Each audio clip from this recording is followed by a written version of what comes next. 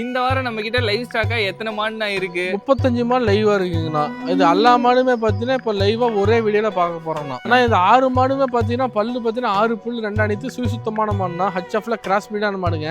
இது கறவை கெப்பாசிட்டி பார்த்தீங்கன்னா 160 லிட்டர் பால் கேரண்டி கொடுத்து கொடுக்கலாம் அந்த 6க்கும். இப்போ பார்க்கறது 5 ஜெர்சியுமே பார்த்தீங்கன்னா இதுவும் பார்த்தீங்கன்னா 6 புல் 2 அணித்து 4 புல் ஒரு மோட்டி டைப்ல இருக்காங்க.